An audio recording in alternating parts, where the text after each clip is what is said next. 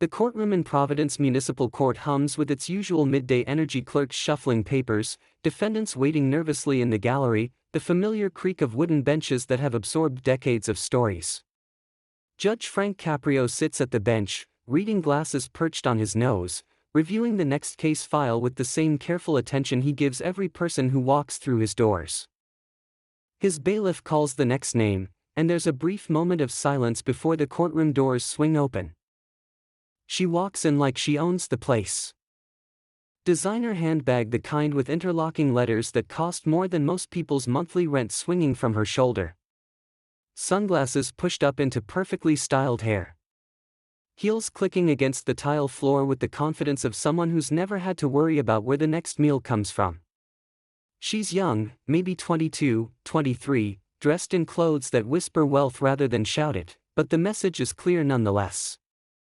The other defendants in the waiting area exchange glances. This isn't the usual face of struggle that passes through these doors. Judge Caprio looks up from the file, and even from the bench, you can see his eyebrows raise just slightly.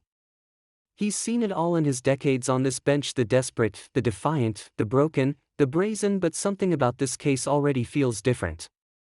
The file shows multiple parking violations near Brown University, unpaid citations totaling nearly $800, and multiple notices sent to her address that went ignored for months.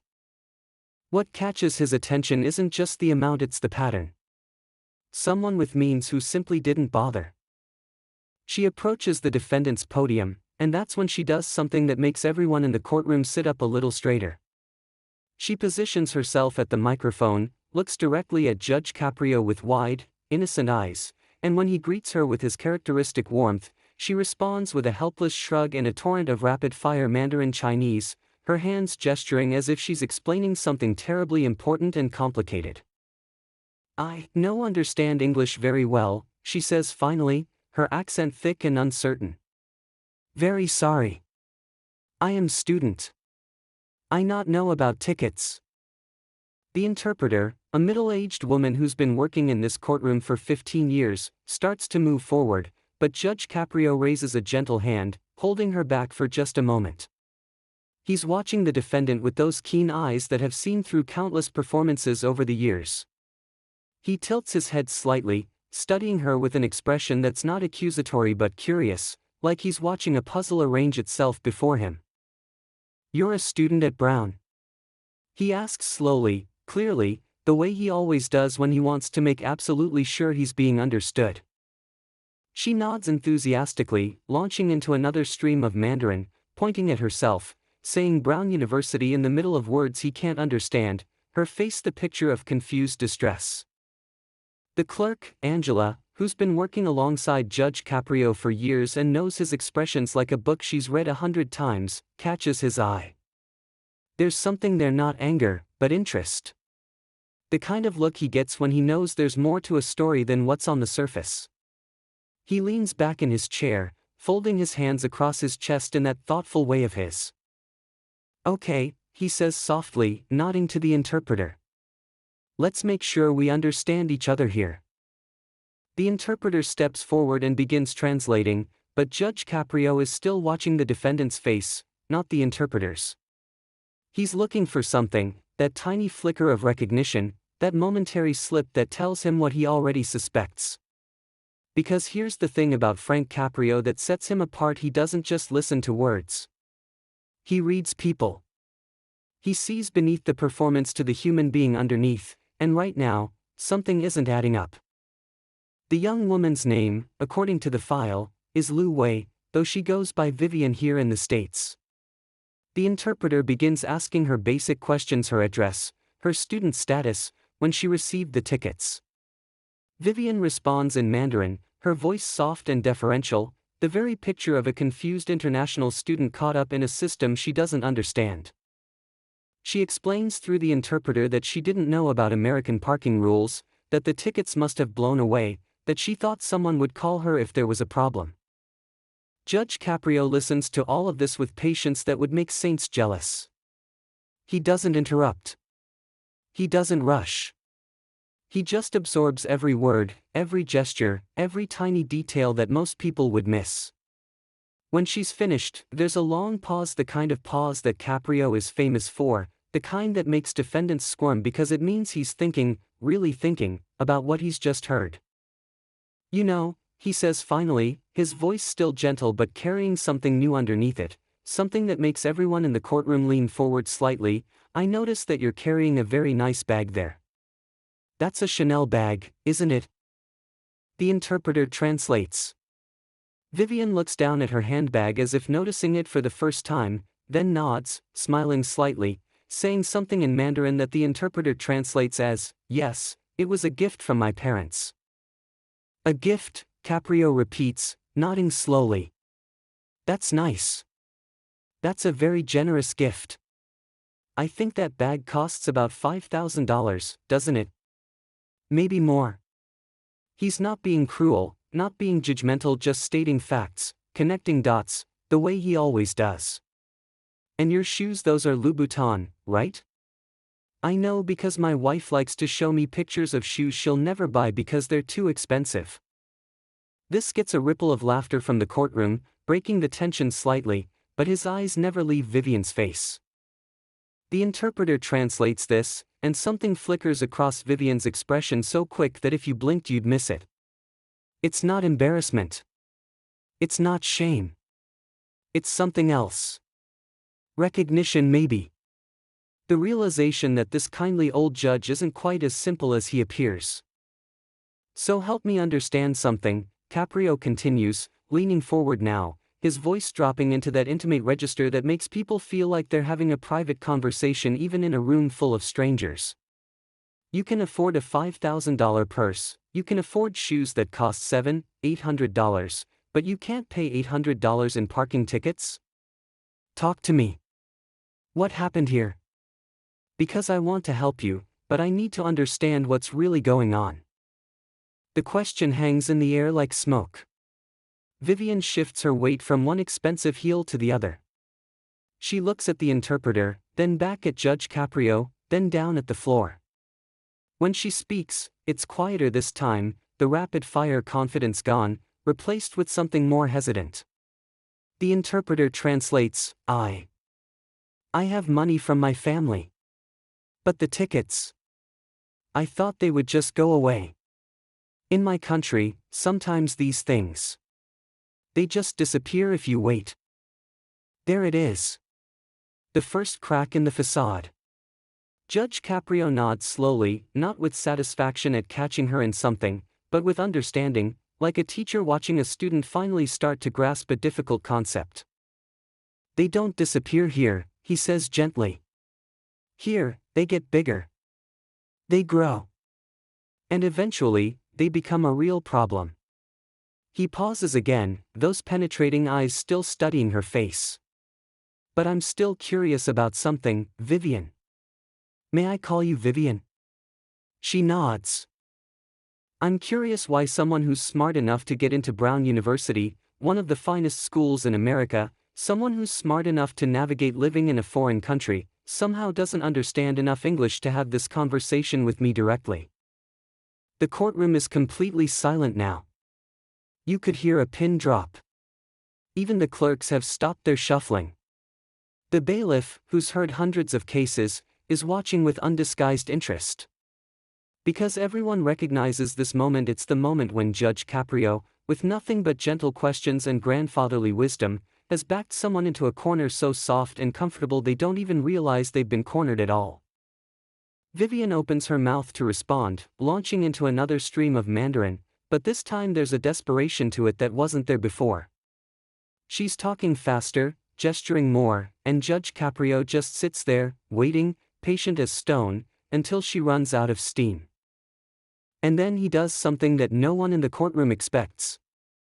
He smiles a warm, knowing smile that crinkles the corners of his eyes, and he speaks a single sentence in absolutely perfect Mandarin Chinese, his pronunciation clear and unmistakable, his tone carrying both humor and gentle reproach. The interpreter's eyes go wide. The clerk's mouth actually falls open. And Vivian? Vivian freezes like someone just dumped ice water down her back, the color draining from her face as the realization hits her like a freight train, she's been caught. The moment stretches out like taffy, sweet and sticky and uncomfortable. Judge Caprio's Mandarin, which roughly translated to "I think perhaps you understand more than you're letting on," young lady, hangs in the air between them like a flag of surrender. He doesn't repeat himself in English. He doesn't need to. The message was received loud and clear, and every person in that courtroom knows it. Vivian's carefully constructed façade crumbles in real time. Her shoulders slump. The defiant angle of her chin softens.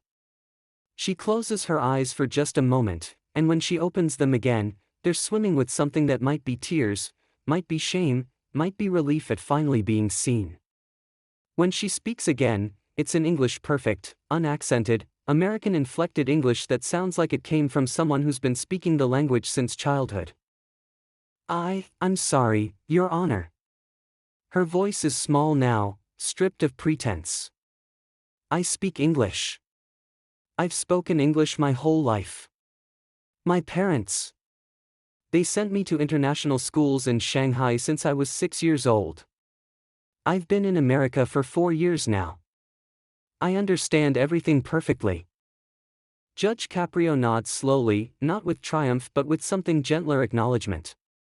He doesn't pounce on her admission. He doesn't lecture. He just lets the truth sit there between them for a moment, giving it space to breathe. The courtroom is so quiet you can hear the old radiator ticking in the corner. "Okay," he says finally, his voice still carrying that trademark warmth that's made him famous, that quality that makes people want to tell him their secrets. "Thank you for being honest with me now. I appreciate that. But you understand this puts us in a difficult position, don't you? You came in here trying to pretend you couldn't understand, trying to get out of responsibility for these tickets by plane." "What?" The confused foreigner. "Help me understand why. What were you thinking?" Vivian swallows hard. Her expensive handbag suddenly looks like an anchor around her shoulder. I thought if I couldn't understand, maybe you'd just dismiss it. Maybe you'd think it was all a misunderstanding and I could just make it go away without." She trails off, unable to finish the sentence. "Without paying," Caprio supplies gently. "Without facing the consequences." She nods miserably. "I know how it sounds. I know how I look. But Your Honor, it's not. It's not what you think. It's not that simple."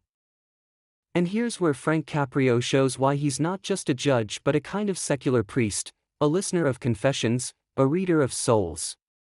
Instead of moving straight to judgment, instead of delivering the lecture that everyone in the courtroom can feel building, he leans back and he asks the question that changes everything. "Talk to me, Vivian.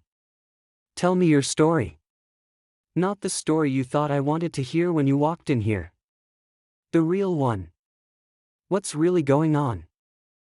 The invitation opens a floodgate. Vivian's composure, already cracking, breaks completely. The tears that have been threatening finally spill over, tracking dark mascara down her cheeks. She fumbles in her expensive bag for a tissue, and when she speaks, the words come tumbling out like they've been dammed up for months, maybe years. "My parents. They're not wealthy. Not really. Everyone thinks we are because of how things look.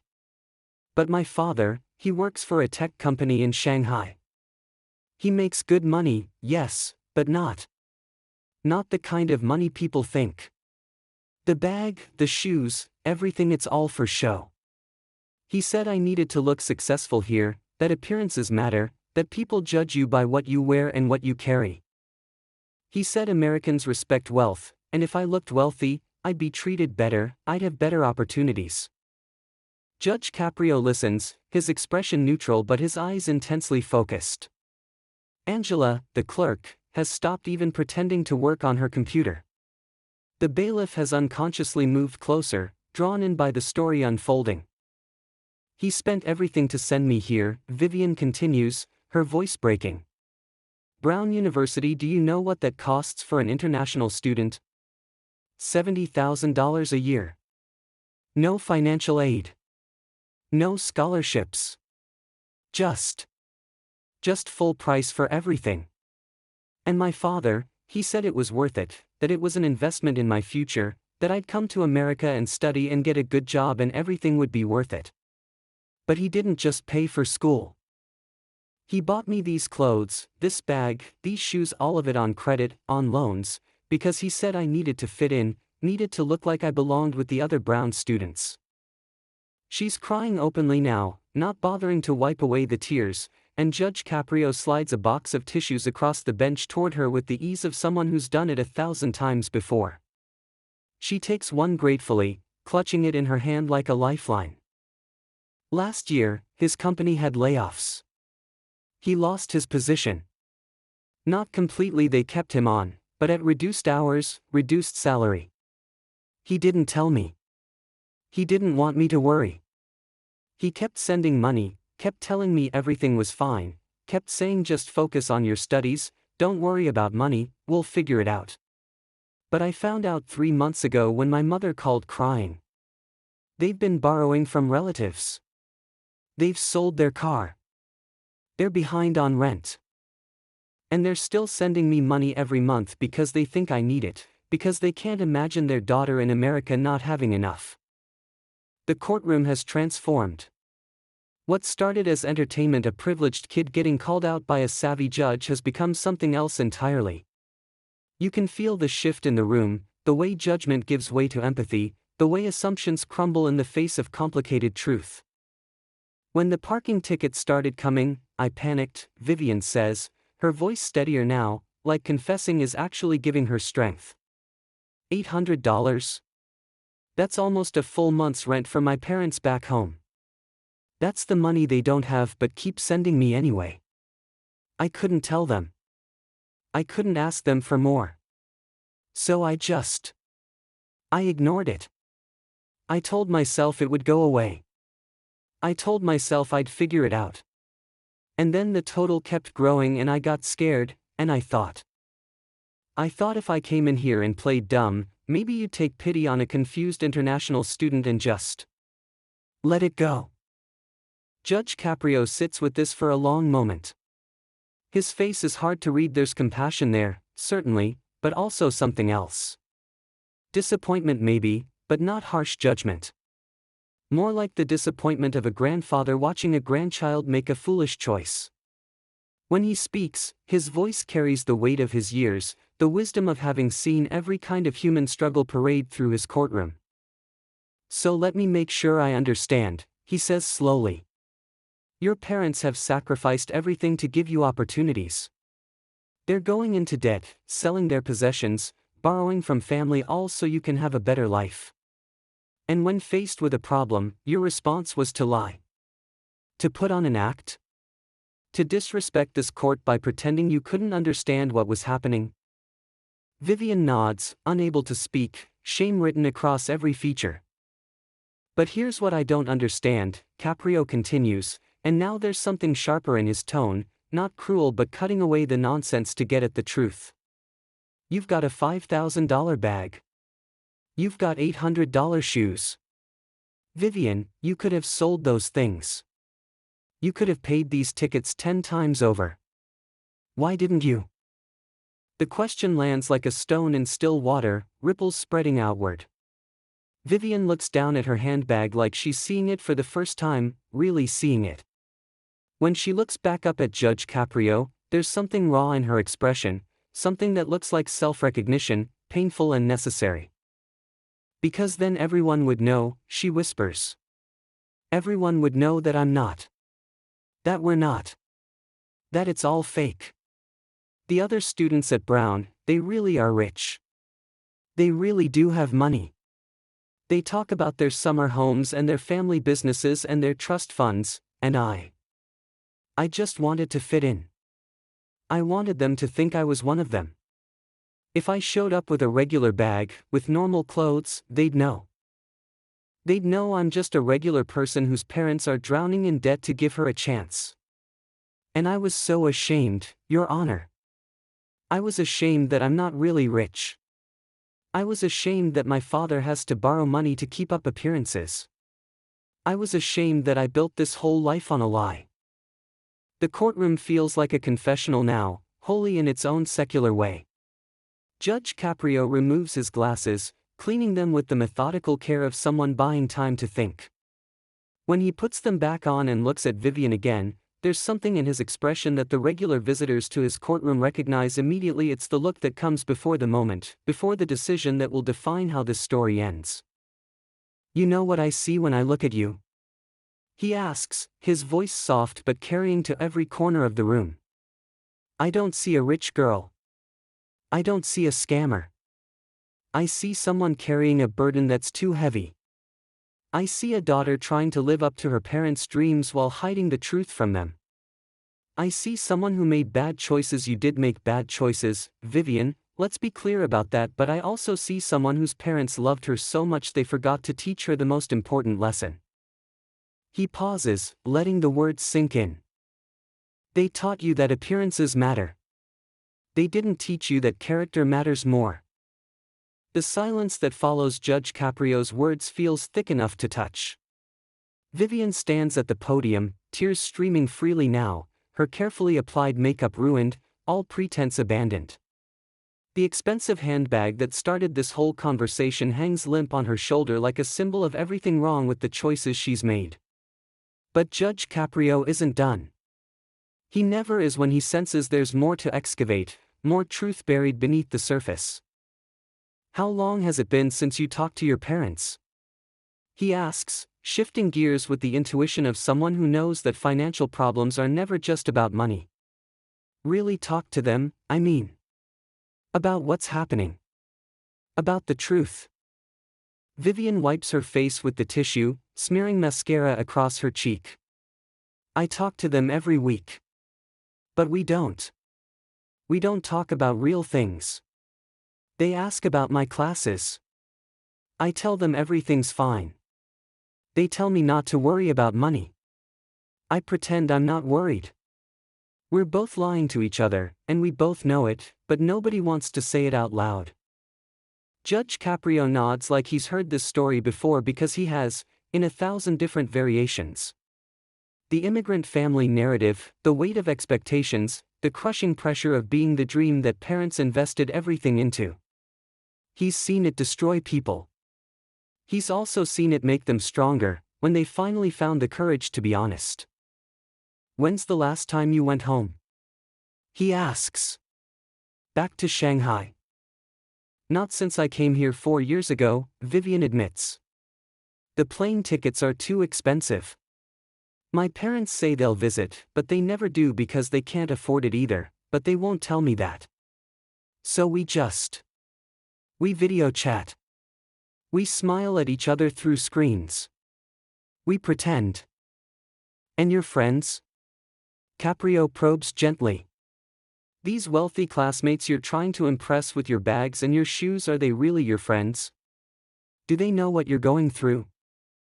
Vivian's laugh is bitter, hollow. I don't have friends, Your Honor. Not real ones. I have people I study with. People I sit next to in class. People who invite me to parties because I look like I fit in. But friends? People I could tell the truth to? No. Because if they knew the truth, they'd see me differently. They'd pity me. Or worse, they'd exclude me. So I keep up the act, and I'm lonely, and I'm tired, and She stops, swallowing hard. I'm so tired of pretending. The confession hangs in the air, and you can see it affecting everyone in the courtroom. The bailiff shifts uncomfortably. Angela the clerk has her hand pressed to her chest.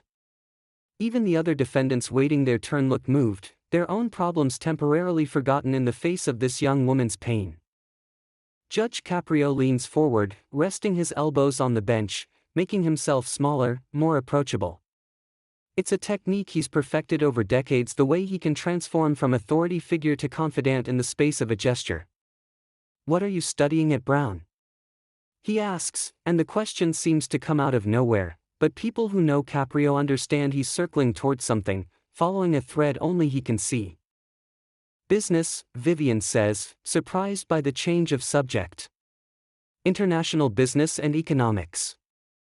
Business, Caprio repeats thoughtfully. So you're learning about finance, about economics, about how to run companies and manage money and make smart decisions. And yet here you are, carrying around thousands of dollars in accessories while you can't pay $800 in tickets, and your parents back home are drowning in debt to keep up appearances. Do you see the irony in that? Vivian nods miserably. I see it. I see it every day. I sit in classes about financial responsibility and efficient resource allocation, and then I come home to my apartment and look at my closet full of expensive clothes I can't afford, and I hate myself. But I don't know how to stop. I don't know how to be different. Because you're afraid, Caprio says, and it's not a question. You're afraid that if people see the real you, the girl whose parents are sacrificing everything, the girl who's struggling, the girl who doesn't actually have money, they won't think you're worth knowing. Am I right? Yes, Vivian whispers. Exactly that. Judge Caprio sits back, and there's a long pause while he thinks. The courtroom waits. This is the moment his regular viewers live for, the pause before wisdom, the silence before the lesson that will cut through all the nonsense and get to the heart of what really matters. When he finally speaks, his voice carries the weight of lived experience, of decades of seeing human nature in all its complicated glory. Let me tell you something about my family, he says, and the shift to personal narrative makes everyone lean forward. My parents came to this country from Italy with nothing. Not nothing like, oh, we were struggling, I mean literally nothing. They spoke no English. They had no education. They worked in factories. My father cleaned floors. My mother did piecework sewing until her fingers bled. We lived in a tenement in Federal Hill, you know where that is? Right here in Providence. 1 bedroom for 6 people. We shared bathwater to save money. My clothes were hand-me-downs from cousins. I went to school with holes in my shoes. He pauses, looking directly at Vivian. And you know what? I was ashamed. I was so ashamed. The other kids had nice things, and I had nothing. They talked about their houses, and I lived in a tenement. They had new clothes, and mine were patched. I wanted to hide. I wanted to disappear. I wanted to be someone else, someone whose parents weren't immigrants, someone who fit in. Vivian is listening intently now, tears still falling, but her expression transformed by recognition, by the realization that this judge, this man on the bench who seemed so different from her, actually understands. But my father, God rest his soul, he taught me something that changed my life, Caprio continues, and his own eyes are getting misty now, the way they always do when he talks about his parents. He said, Frank, we didn't come to America so you could pretend to be someone you're not. We came so you could become someone we're proud of. And we're already proud of you, not because of what you have, but because of who you are. That's what he told me. And it took me years to really understand what he meant. He leans forward again, speaking directly to Vivian with an intensity that makes it feel like they're the only 2 people in the room. Your parents didn't sell their car and borrow money from relatives so you could carry a Chanel bag. They did it so you could get an education. They did it so you could have opportunities they never had. They did it because they love you. And you're dishonoring that sacrifice by caring more about what strangers think than about being true to who you are. Vivian is openly sobbing now, her shoulders shaking, and Judge Caprio's voice gets softer, gentler, the way a father's does when he sees his child in pain. You said you don't have real friends. Do you know why? Because nobody can be friends with a mask. Nobody can love a performance. You've been so busy trying to impress people that you forgot to be a person worth knowing. The real you, the girl whose parents love her enough to sacrifice everything, the girl who's smart enough to get into Brown, the girl who's brave enough to come to a foreign country and try to make something of herself, that girl is worth knowing. But nobody's ever going to meet her if you keep hiding behind expensive accessories and fake accents. The courtroom is completely silent except for Vivian's crying and the distant sound of traffic outside. Judge Caprio gives her time to compose herself, time to absorb what he's said. He's not rushing this. He never rushes the important moments.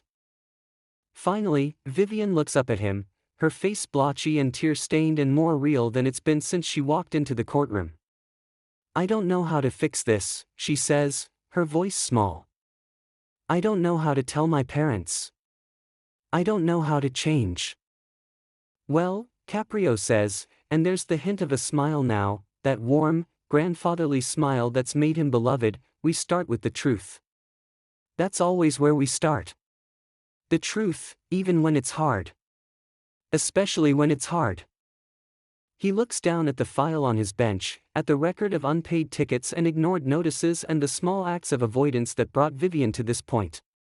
When he looks back up, there's something different in his expression, a mixture of compassion and firmness, mercy and accountability. "These tickets you owe $800. That's a fact. You broke the law by parking illegally and then you compounded it by ignoring the notices. Those are facts. And normally, I'd say you pay the fine, you learn your lesson, we move on. But I'm looking at you, and I'm thinking about your parents back in Shanghai who are drowning in debt, and I'm thinking about what would actually serve justice here." He pauses, and the entire courtroom holds its breath. Justice isn't just about punishment. It's about making things right. It's about helping people become better versions of themselves. "So here's what I'm going to do." Judge Caprio closes the file folder on his bench with a deliberate softness that somehow commands more attention than if he'd slammed it shut. He removes his glasses again, folding them carefully, and when he looks at Vivian this time, there's something in his expression that the courtroom regulars recognize immediately. It's the look that comes before he does something unexpected, something that will make this hearing memorable, something that cuts through procedure and policy to find the human solution hiding underneath. "Before I tell you my decision," he says, his voice measured and thoughtful, "I want you to do something for me. I want you to take out your phone." Vivian looks confused, reaching into her expensive handbag with trembling hands. "My phone?" "Your phone," Caprio confirms. "Take it out. Open it up. I want you to look at your recent calls. How many times have your parents called you in the last week?"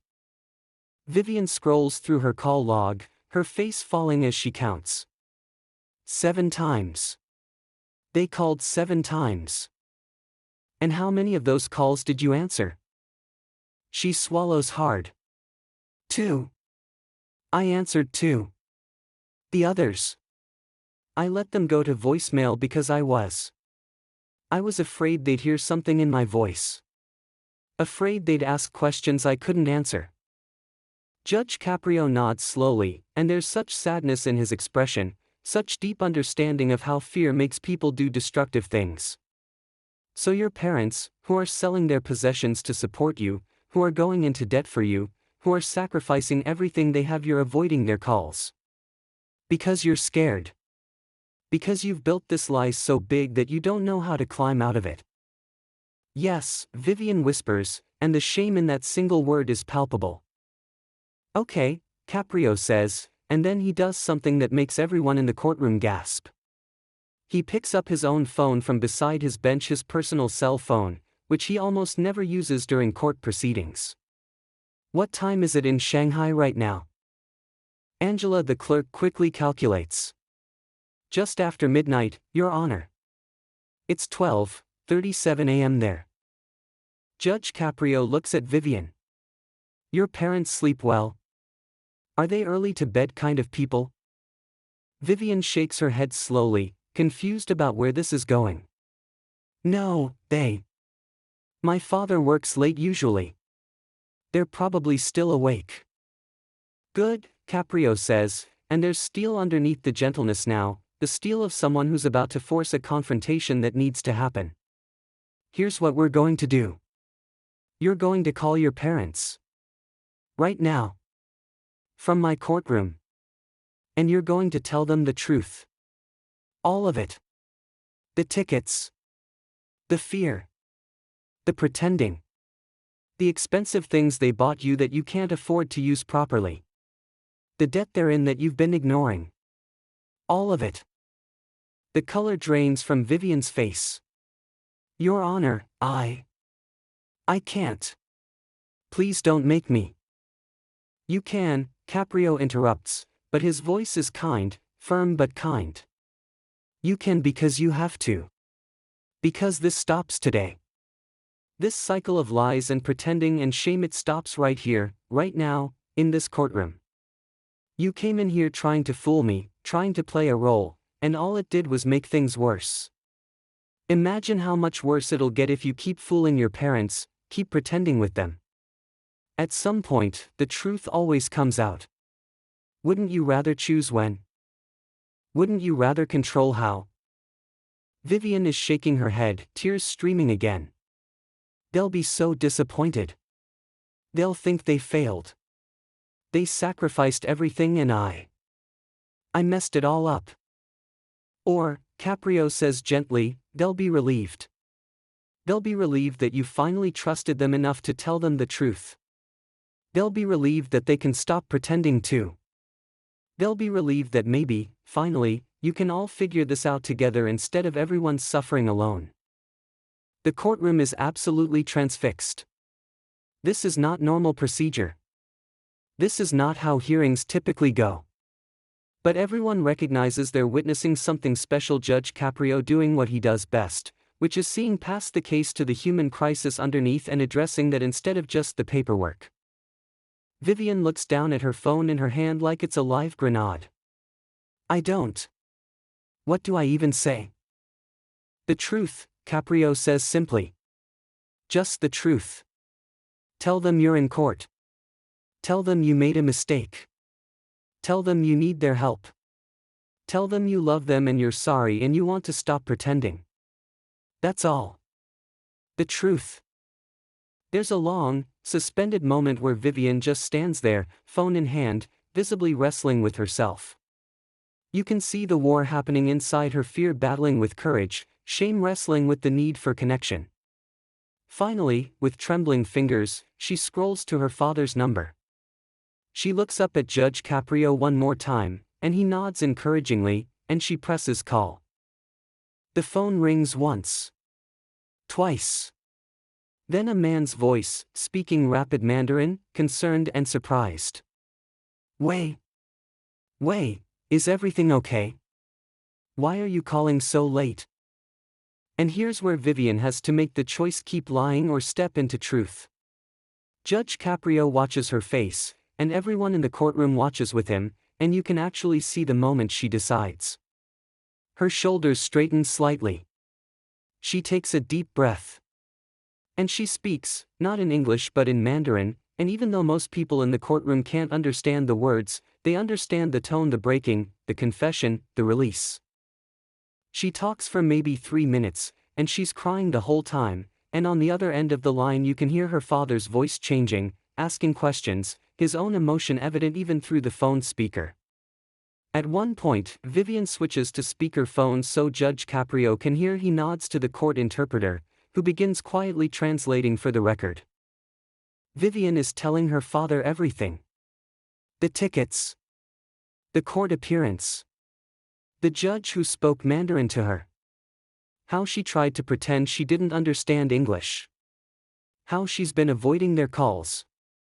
How scared she is. How ashamed she feels about the money they've spent on her appearance. How she knows they're struggling and she hasn't known how to talk about it. And then something happens that no one in the courtroom expects. Her father's voice, coming through the phone speaker, changes. The concern is still there, but there's something else, something that sounds almost like relief. He's speaking quickly, emphatically, and the interpreter translates in a hushed voice. He's saying they've been so worried about her. That they knew something was wrong. That they've been pretending everything was fine because they thought that's what she needed, but they've been dying inside watching her pull away. He's saying they don't care about the money. They care about her. He's asking why she didn't tell them sooner. Vivian is sobbing so hard she can barely speak. I didn't want to disappoint you, Baba. I didn't want you to think your sacrifice was wasted on me. Her father's response, translated by the interpreter, stops everyone cold. You could never disappoint me by telling me the truth. You only disappoint me when you suffer alone. You are our daughter. Your struggle is our struggle. Why are you carrying this by yourself? Judge Caprio has to pause the proceeding for a moment. He's wiping his own eyes. Angela the clerk is openly crying. The bailiff is looking away, composed but clearly moved. Even the other defendants in the gallery are affected, some wiping tears, some just sitting in stunned silence at what they're witnessing. Tell him where you are, Judge Caprio says softly to Vivian. Tell him who I am. Vivian explains through tears that she's in court, in front of a judge, that this judge insisted she call home. And then Judge Caprio does something that cements why he's not just famous but beloved. He gestures for Vivian to hand him the phone.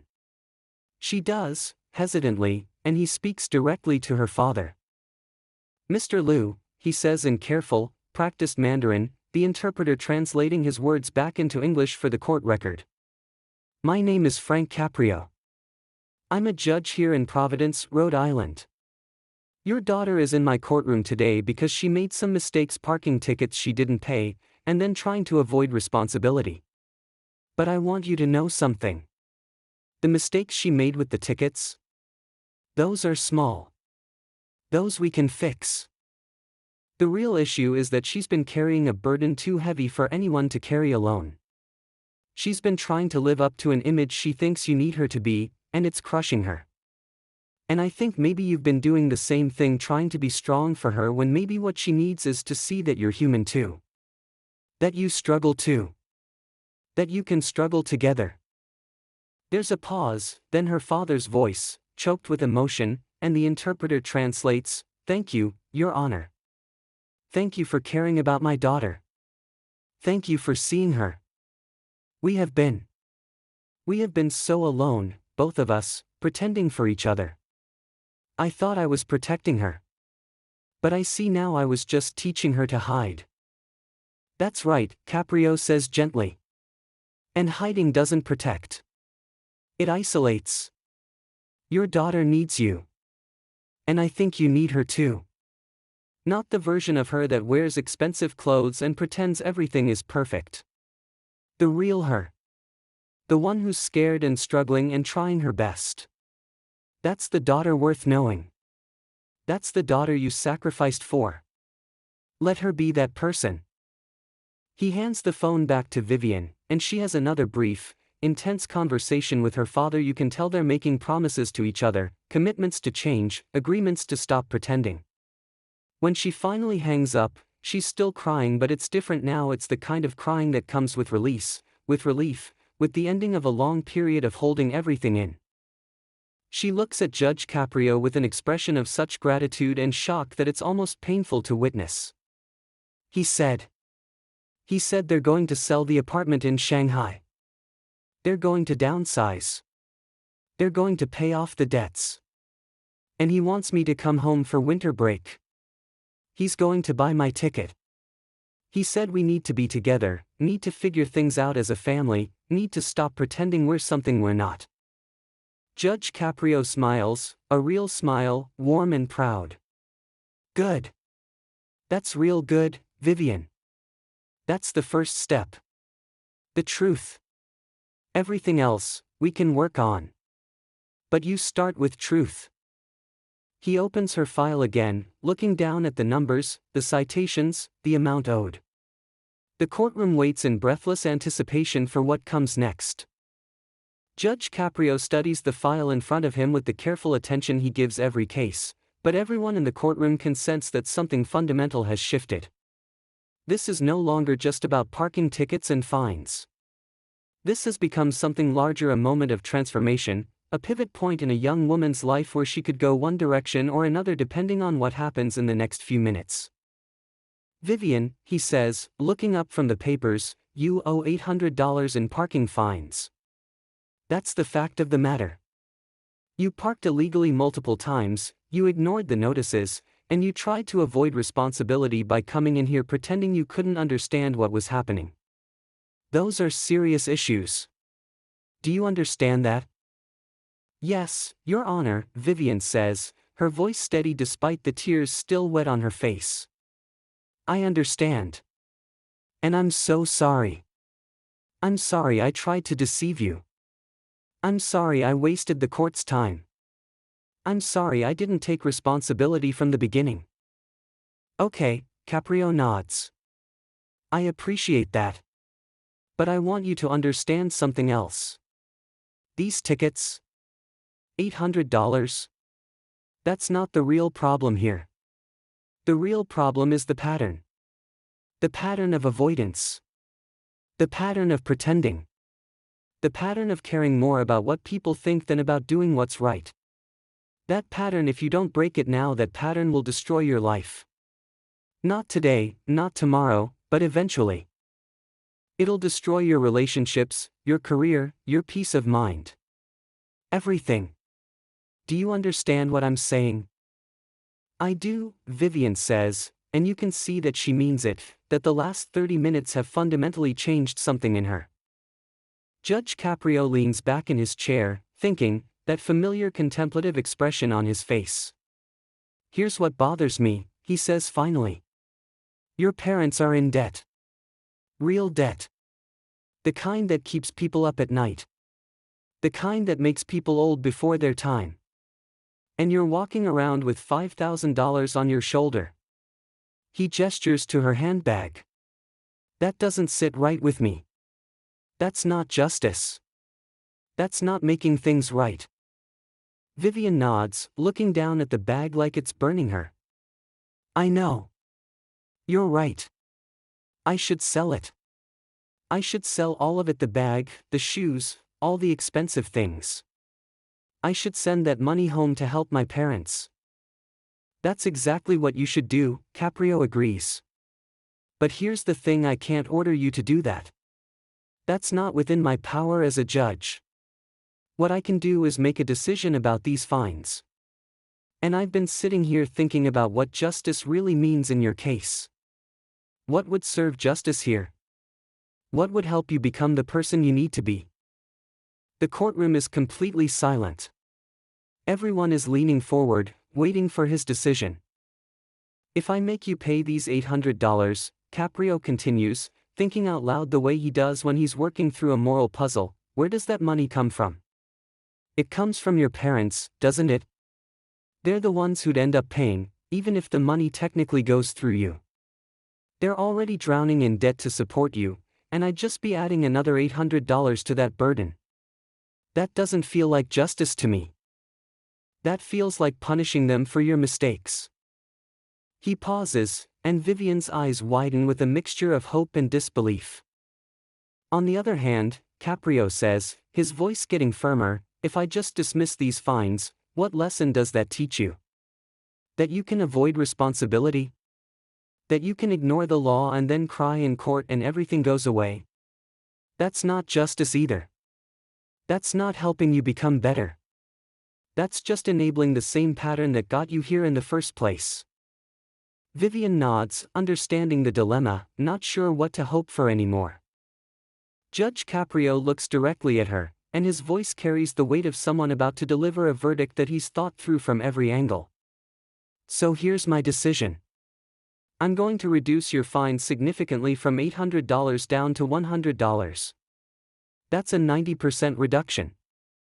But that $100? That $100 has to come from you. Not from your parents. Not from money they send you. From you. From your own labor, your own work, your own effort. You're going to earn that money yourself, and you're going to pay it yourself, and you're going to remember what it felt like to work for it. Vivian is nodding emphatically, relief and determination mixing on her face. Yes, Your Honor. I will. I'll get a job. I'll work. I'll pay it myself. You will, Caprio agrees. And here's the second part of my decision. That bag you're carrying. Those shoes you're wearing. All those expensive things your parents bought on credit to make you look wealthy. You're going to sell them. Not because I'm ordering you to, like I said, I can't do that. But because it's the right thing to do. Because your parents' financial freedom is worth more than your image. Because being honest is worth more than fitting in. Are you going to do that? Yes, Vivian says immediately, fervently. Yes, I'm going to sell everything. I'm going to send the money home. I'm going to help pay off their debts. Good, Caprio says, and he smiles, that warm, grandfatherly smile that transforms his whole face. And let me tell you something else. When you show up to Brown University next week without your Chanel bag, without your Louboutin shoes, without all the expensive accessories, some people might notice. Some people might judge you. Some people might think less of you. And you know what? Those people don't matter.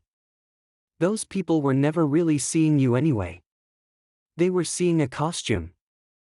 Vivian is crying again, but these are different tears, tears of gratitude, of relief, of feeling seen and understood in a way she maybe never has before. Thank you, she manages to say. Thank you so much, Your Honor. You've changed my life today. You've given me a chance to be better. I haven't given you anything, Caprio corrects gently. You did this. You made the choice to tell the truth. You made the choice to call your father. You made the choice to stop hiding. I just gave you a push. But the hard work? That's all you. And it's going to continue to be hard work. Being honest is hard. Living within your means is hard. Disappointing people's expectations is hard. But you know what's harder? Living a lie. Carrying shame. Hiding who you really are. That's the hardest thing in the world. He looks down at the paperwork on his bench, making notes, finalizing the decision. So here's what's going to happen. You have 30 days to pay the $100. You can pay in person, you can pay online, you can pay however works for you. But it has to be from money you earned yourself. Not from your parents. Not from friends. From you. Understood? Understood, Vivian says. And one more thing, Caprio adds, looking up with a serious expression. I want you to come back here in 6 months. Not because you're in trouble, you won't be. Just come back and visit. Tell me how you're doing. Tell me how your parents are doing. Tell me if you sold the bag. He smiles slightly. Tell me if you made any real friends. Can you do that? I will, Vivian promises. I absolutely will. Okay then, Judge Caprio says, and there's finality in his voice, the sense of a chapter closing and a new one beginning. Case adjusted. Fine reduced to $100, payable within 30 days. Court's adjourned on this matter. He brings down his gavel with a gentle tap, and it should be the end of it, but then Vivian does something unexpected. Instead of leaving, instead of hurrying out of the courtroom with her reduced fine and her second chance, she steps around the podium and approaches the bench. The bailiff moves to stop her. You can't just approach the judge's bench, but Caprio waves him off, curious about what she's doing. Vivian reaches into her expensive handbag and pulls out her phone. Your Honor, she says, her voice stronger now, more certain, would you mind if I took a picture with you? Not for social media or anything like that. Just for me. So I can remember this day. So when things get hard, when I'm tempted to go back to pretending, I can look at it and remember the judge who cared enough to make me tell the truth. Caprio's face softens completely. Of course, he says, and he does something he rarely does. He comes down from the bench, stepping down to her level, literally and figuratively. They stand together in the well of the courtroom, and Angela the clerk takes the photo on Vivian's phone. In it, you can see Vivian's tear-stained face, her smudged makeup, her genuine smile, no pretense, no performance, just honest emotion. And you can see Judge Caprio beside her, this man who's spent decades using his position not just to enforce the law but to change lives, looking at her with unmistakable pride and warmth. After the photo, Vivian thanks him again, her voice thick with emotion. She turns to leave, and then she stops at the courtroom doors, turns back, and says something in Mandarin. The interpreter, still present, translates. She says, "My father asked me to tell you that he wishes there were more people like you in the world. People who see past the surface to the struggling human underneath. He says you reminded him why they came to America in the first place, because they believed it was a place where people cared about doing what's right." Judge Caprio has to take a moment before he responds, clearly moved. "You tell your father," he says, "that his daughter is going to be fine. She's got courage. She's got strength. She's got parents who love her. That's everything she needs. Everything else is just details." Vivian nods, smiles through her tears one more time, and leaves the courtroom.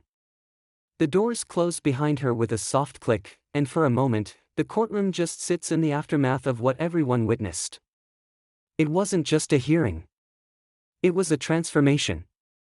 It was a young woman shedding a false skin and stepping into something truer, harder, but ultimately more real. Judge Caprio returns to the bench, sits down, and takes a moment before calling the next case.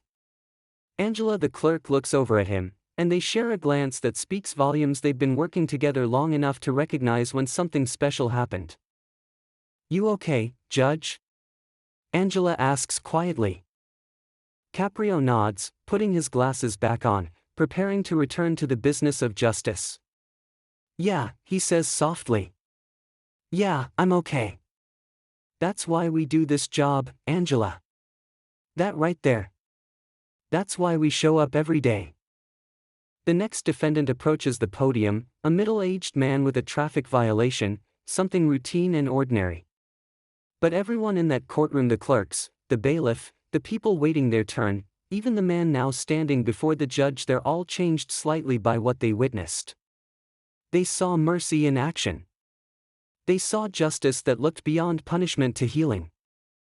They saw a judge who remembered that behind every case file is a human being with a story, with struggles, with the capacity to change if given the right push at the right moment.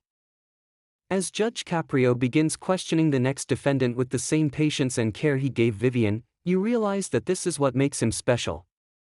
It's not that he gave her a break on the fine. Any judge could reduce fines. It's that he saw past her performance to her pain. He saw past her privilege to her poverty. He saw past her lies to her fear. And he cared enough to make her confront the truth, not cruelly but compassionately, not to break her but to rebuild her stronger. That's the lesson that ripples out from this courtroom, carried by everyone who witnessed it, that real change doesn't come from punishment alone. It comes from being seen, truly seen, for who you really are underneath all the pretending. It comes from someone caring enough to push you toward truth instead of letting you hide in comfortable lies. It comes from mercy paired with accountability, compassion paired with consequences, understanding paired with expectations. Vivian Liu walked into that courtroom wearing a mask, carrying a $5,000 bag, pretending to be something she wasn't. She walked out with her true face showing, her burden lighter, her path clearer. Not because the fine was reduced though that helped, but because someone saw through her act and loved her anyway. Because someone believed she was capable of better and pushed her to be better. Because someone reminded her that the truth, however hard, is always the path toward freedom. And somewhere in Shanghai, past midnight, a father sits with his phone in his hand, tears on his face, feeling closer to his daughter than he has in years. Not because their problems are solved, the debt still exists, the struggle continues, but because the wall of pretending came down. Because honesty created connection. Because his daughter finally trusted him enough to be weak, and he finally trusted her enough to be honest about his own weakness. That's the real judgment Judge Frank Caprio rendered that day. Not the reduced fine. Not the 30-day payment plan. But the judgment that said, you are worth more than your image. Your truth is more valuable than their impression. Your freedom is more important than their approval. Be brave enough to be real. Be strong enough to be honest. Be wise enough to know that the people who love you really love you. They love the real you, not the pretense. And that's a judgment that will echo far beyond the Providence Municipal Court, carried in the heart of a young woman who learned that mercy and truth, when given together, can change everything.